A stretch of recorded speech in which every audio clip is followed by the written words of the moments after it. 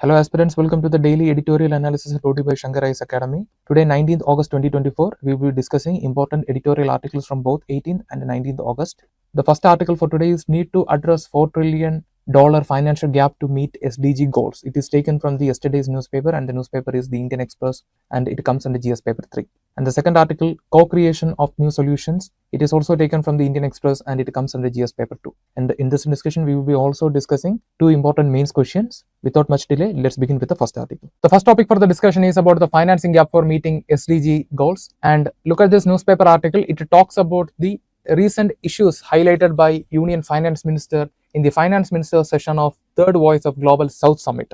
In this background, let us discuss what are the key issues highlighted by the Finance Minister, and also discuss what is the current status of certain goals in SDG India Index. First, we will begin with the key issues highlighted by the Finance Minister. First issue highlighted by the Finance Minister was related to urgent need to bridge $4 trillion finance gapping to achieve the annual SDG goals. And the second one was about the inadequate access to development finance, and in which the Finance Minister pointed out that many developing economies struggle to access necessary finance, which slows down their progress on development goals. And the third issue was related to the debt distress and finance challenges, and in which she noted that high debt levels and costly debt services are limiting resources for development, particularly in low-income countries. And the fourth one was related to the need for continuous policy engagement, that is, to address the debt distress, it requires a mix of short, medium, and long-term measures along with the ongoing policy efforts at both national and global level. And the next issue was related to the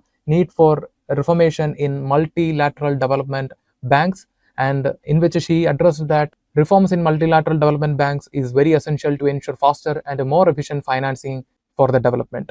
And the next one was related to dedicated concessional window for climate challenges, in which she emphasized the need for a concessional funding to help middle income countries tackle climate challenges alongside support for low income nations. And the next important issue highlighted by the Finance Minister was related to the shortfall in climate financing, in which she said a shortfall in climate financing with the developing countries needing $6 trillion by 2030, and also urged for pragmatic solutions. And the last issue highlighted by the Finance Minister was related to strengthening debt relief and liquidity support mechanism, in which she sought suggestions on improving debt relief and liquidity support for developing countries to prevent future debt crises. Coming to the SDG India Index, it is released by the Niti Aayog with the purpose to measure national and subnational progress on SDG goals, and the index has a scoring from 0 to 100. Higher the score indicates better the progress. Coming to the first goal of SDG, that is no poverty, India made a significant improvement with 12 points from 2021 to 2023-24, and the index also shows that the National Food Security Act made a significant progress. At present, it covers 80 crore people in India. It shows the efficient step taken by the India to ensure food security. And the next one related to the reduction in multidimensional poverty. Multidimensional poverty for 2022-23 is estimated to have dropped by 11.28% with 24.8 crore people moving out of poverty between 2014 and 23, demonstrating significant poverty alleviation measures in India. And coming to the next, the success of MG Narega scheme, that is in 2023-24, 99.7% of persons who demanded employment under the MG Narega were offered jobs, reflecting the nation's effectiveness in providing employment. And the last one was related to the health insurance. According to the National Family Health Survey of 2019-21, 41% of households has at least one member covered under health insurance or a health scheme, shows progress in healthcare accessibility in India. Coming to the goal number 7, affordable and clean energy, it has the highest SDG score, and with a significant improvement from 51 to 96 between 2018 and 24. And coming to the universal electricity access, the nation made a significant progress. Under the Saubhagya scheme, 100% of households now have access to electricity, marking a major milestone in energy accessibility in India. Coming to the clean cooking fuel, the percentage of households with access to the clean cooking fuel has increased significantly from 92.02% in 2022 to 96.35% in 2024, and it demonstrates progress in reducing indoor pollution and improving the people's health. Coming to the fourth, renewable energy growth, the share of electricity generated from renewable energy sources has improved from 36.37% in 2020 to 43.28% in the year 2024. This underscores India's commitment to sustainable energy. Coming to the LPG connection in India, The Pradhan Mantri Ujjwala Yojana has provided 10 crore people LPG connections, and this promotes clean cooking solution across the nation. Coming to the next goal number 13, climate action. India made significant improvement from the score of 54 in the year 2021 to 67 in 2023-24. Coming to the environmental complaints, a remarkable of 94.86% of industries now comply with the environmental standards, indicating stronger enforcement and adherence to environmental regulation in India. Coming to the disaster preparedness, the disaster preparedness score as measured by the disaster resilience index stands at 19.20, highlighting efforts to enhance readiness and resilience against both natural and man-made disasters. Coming to the National Action Plan on Climate Change, it includes 8 crore missions focusing on solar energy, energy efficiency, sustainable habitats, water management, Himalayan ecosystem, afforestation, sustainable agriculture, and climate knowledge. India recently made significant progress in these renewable energy missions. And coming to the National Clean Air Program, it addresses air pollution in 132 cities through tailored clean air action plans targeting sources like vehicular emissions, road dust, and industrial pollution. Coming to the waste management, here also India made significant progress. The government has advanced regulations under the extended producer responsibility framework and enforced a ban on single plastic to promote sustainable consumption and reduce environmental impact. In this discussion, we discussed the key issues highlighted by the Union Finance Minister in development and sustainable development goals, and also discussed the certain progress India made in the Sustainable Development Goal India Index. And in this background, try to answer this question. The Sustainable Development Goals were adopted by all the United Nations member states in the year 20 as a universal call to action to end poverty, protect the planet, and ensure that all people enjoy peace and prosperity by 2030. Explain the salient features of SDGs and their significance for developing countries like India. It is a 15-mark question and you have to write around 250 words. Try to answer this question from the understanding that we made from the discussion. It's time to move to the next topic. Look at this newspaper article which talks about the Indo-Japan relation. In this background, let us discuss more on Indo-Japan relation and the challenges associated with the Indo-Japanese relation. First, we will begin with the Indo-Japan relation from the historical context. India and Japan has a long history of shared religious and cultural ties, and that primarily through the Buddhist heritage from the 6th century. And we can see after the Second World War, Japan extended an economic assistance to India in the year 1958 through a loan, and this marks the beginning of modern economic relation between the two nations. And coming to the strategic partnership, global partnership was signed in the year 2000, and India and Japan established a global partnership during the visit of Yoshiro Morice in the year 2000, and this laid a foundation for enhanced cooperation between the two nations. And another key initiative was the Special Strategic and Global Partnership in the year 2014, and this elevated the relationship between the two nations to a status of Special Strategic and Global Partnership, emphasizing need for cooperation in special sectors like defense, security, and economic ties. Coming to the economic partnership between India and Japan, Japan is one of the top investors in India, especially in the sector of infrastructure, automobile, and electronics. And if you take the bilateral trade value between India and Japan, it comes around $18 billion in the year 2022. And another important initiative was the projects of Japan International Cooperation Agency. It is Japan's official development assistance agency which has funded significant projects in India like Delhi Metro, Mumbai Ahmedabad High-Speed Railway, etc.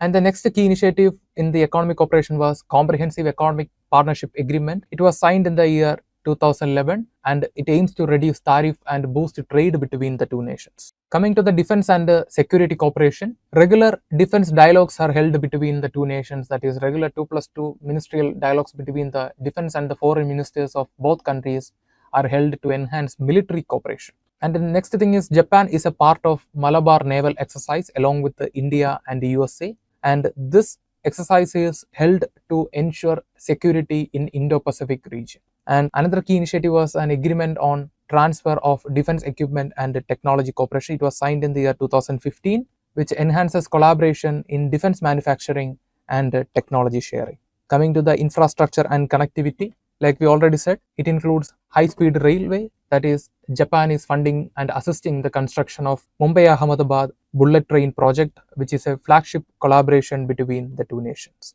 And other key initiatives in the infrastructure and connectivity are smart cities and industrial corridors, that is we can see the collaboration between the two nations on projects like Delhi-Mumbai Industrial Corridor and smart city initiatives in various cities in India. And coming to the cooperation in science and technology, that includes innovation and research and development. And the key joint initiatives between the two nations includes collaboration in space exploration. The example is JAXA.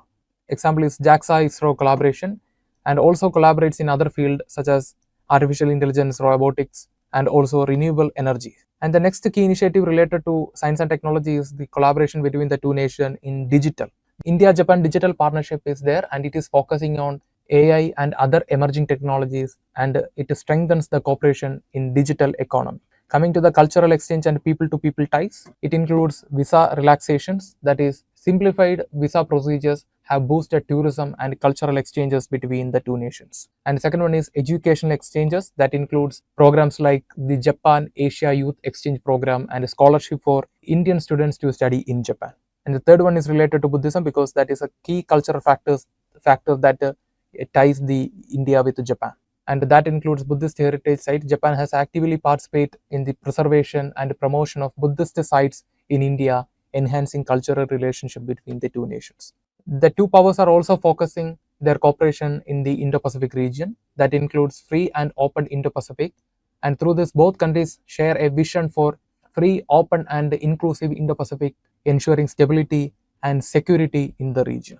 And the second one is quadrilateral security dialogue, that is also known as Quad. India and Japan along with the USA and Australia formed this association, which focuses on security and strategic issues in the Indo-Pacific region. Coming to the global and multilateral cooperation, in the United Nations, India and Japan support each other for permanent membership in United Nations Security Council. And related to the climate change, joint efforts in combating climate change, including collaboration on renewable energy and sustainable development. We already discussed that. Now we are going to see the key challenges associated with the India-Japan relation. First one is related to the trade imbalance. That includes bilateral trade disparity. Despite strong economic ties, there is a significant trade imbalance between the India and Japan, with Japan exporting more to India than India exporting more to Japan.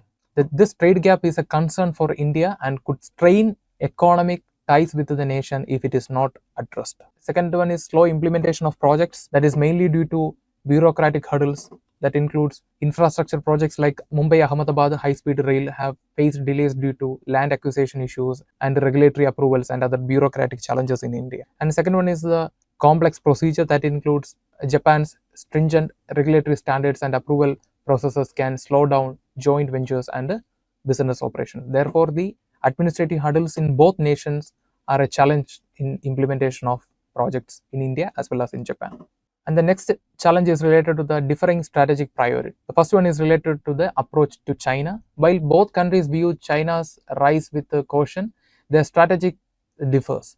For example, Japan has a deep economic ties with China, which sometimes complicates its strategic decisions in alignment with India more cautious approach. And the second one is related to the regional security dynamics. That is, differences in regional security perceptions, especially concerning North Korea, can lead to strategic divergences between the two nations. Coming to the defense cooperation limitations, it is a next challenge. It includes technology transfer challenge and limited joint exercise. Technology transfer challenge includes, despite agreements, the transfer of advanced defense technology from Japan to India has been limited. Japan's stringent export control laws and policies on military technology is one of the factors responsible for the challenge in technology transfer. And next one is limited joint exercise. While the naval exercise like Malabar are significant, other branches of military such as the Army and the Air Force have less engagement, and this limits comprehensive defense cooperation between the two nations. And the next challenge is related to the cultural language barrier. That includes business culture differences, language barriers, investment and market penetration challenges. First, we will start with the business culture differences. Japan's business culture, which emphasizes consensus and long-term relationships, can sometimes clash with India's more dynamic and flexible business environment. And the language barrier can impede deeper people-to-people and business-to-business interactions, particularly at the grassroots level. And coming to the investment barrier, Indian businesses find its difficulty to penetrate in the highly competitive and quality conscious Japanese market which demands high standards and certifications. So sometimes it will not be easy for India. So with this, we are coming to the conclusion for this topic. In this topic, we discussed the cooperation of India and Japan in different sectors and the challenges associated with this. With this understanding, try to answer this question. Discuss the key challenges in India-Japan relationship, particularly in the areas of trade, defense, cooperation, and strategic alignment. How can both nations address these challenges to strengthen their partnership in the Indo-Pacific region? It is a 15 marks question and you have to write around 250 words. From our discussion, try to answer this question and give your feedback as comments. With this, we are coming to the conclusion for the editorial session. Hit the like button and also subscribe to the channel and hit the bell icon to receive the on-time update, and give your feedbacks as comments, and also share this content with your friends to make the competition more healthy. Thank you. Have a nice day.